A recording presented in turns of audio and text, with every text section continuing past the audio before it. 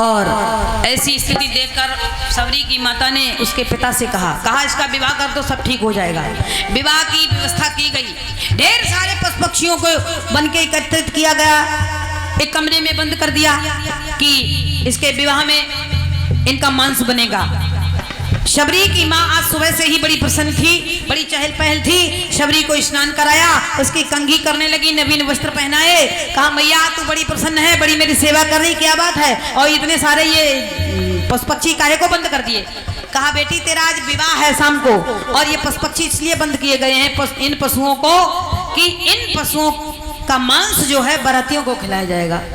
कहा हमारे विवाह में इतने लोगों की मृत्यु, इतने लोगों का वध, और तब मेरा अकेला विवाह होगा, ये नहीं हो सकता, मैं विवाह नहीं करूंगी। उसने कहा छोड़ो माँ, छोड़ो छोड़ो मेरे केसों को छोड़ो। केस छुड़ा लिए। रात होने का इंतजार करती है। रात हुई, सबरी अपने आप जाने से पहले उन पशुओं की जो मतलब फांसी थी उसे काटती है, पशुओं की कैद छोड़ती है। पहले पशुओं को उसने छोड़ दिया, गेट खोल दिया, पशु भाग गए। भागते हुए आशीर्वाद देते हैं कि शबरी जैसे तुमने हमें मुक्त करो, ऐसे ही राम जी तुम्हें मुक्त करेंगे। सबरी घर से भाग आई। कहाँ जाऊं? आश्रमों पर गण व्यवस्था चल रही है बहुत कठोर, वहां पर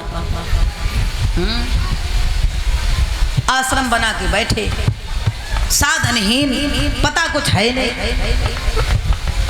आता जाता कुछ नहीं, आता न जाता चुनाव चिन्ह छाता।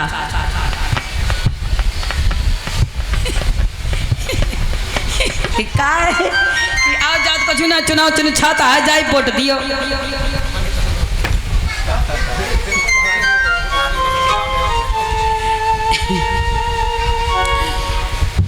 सबरी कई जगह भटकी, कहीं उसे आश्रय नहीं मिला। उसने सोचा एक काम करते हैं। पहुंच गई कहां पर? मतंग ऋषि के आश्रम पर के पास। कहा यहीं पर रहते हैं, एक काम करते हैं। क्या? रोती रही, समझ में नहीं आई।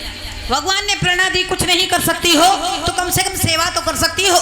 हाँ सेवा कर सकती हूँ, रात भर पेड़े पर रहा करूंगी, रात में, दिन में, और रात में सेवा किया करूंगी आश्रम की। अब भक्तों बताइए, वो गुप्त सेवा कर रही हैं। आज के सेवक संसार में कैसे कि सेवक दिखाई दे, सेवा दिखाई ना दे। सेवकन की भीड़ लगी हुई, तुम आश्रम में जाओगे, कौन है कि हम भैया बाबा जी के सेवक हैं, भैया सेवक हैं बाबा जी के। सेवकन की भरमार है, लेकिन सेवा की कहूँ भरमार ना।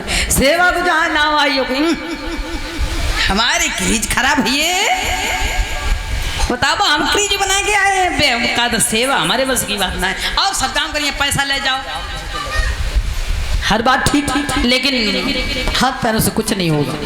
लेकिन सबसे बड़ी सेवा यही है।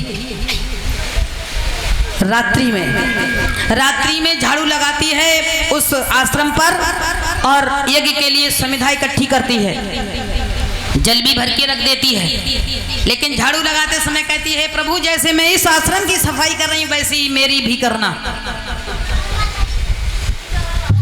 रोज देखते हैं मतंग ऋषि जब इस बात को देखते हैं कि कौन आता है और कौन जो है सफाई रोज कर जाता है, कौन समिधा की व्यवस्था। आज देखो रात भर, कई दिन देखा, एक दिन पकड़ लिया और ले जाकर उनके शिष्यों ने सामने खड़ा कर दिया। तो बेचारी कांपने लगी थरथरा करके, बहुत डर के मारेगी, पता नहीं अब होगा तो होगा क्या, मुझसे बहुत बड़ी गलती हुई, इन्होंने पकड़ लिया। कौन हो बेटी? बताया है, सवर जाति में रहने वाली, मेरा नाम शबरी है, भीलनी।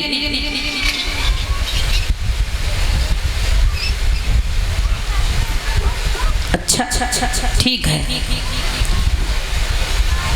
लेकिन तुम यहाँ? हाँ। उसने अपनी सारी कहानी बता दी। अब मैं घर जाना नहीं चाहती, मैं वन में रहकर भगवान का भजन करना चाहती हूँ। आश्रम मैंने देखे, कहीं स्थान नहीं मिला, तो चुपचाप पेड़ पर रहने लगी, आपकी सेवा करने की। मैंने सोचा शायद ऐसे ही मेरा जीवन गुजर जाए। कहने लगे मतंग ऋषि तो तुमको ये सब करने की क्या जरूरत है? हम अपने आश्रम में तुम्हें स्थान देते हैं, मेरे आश्रम में तुम रहो आराम से, कोई दिक्कत नहीं। कहा लेकिन आपका विरोध होगा तो उसकी तुम फिक्र मत करो।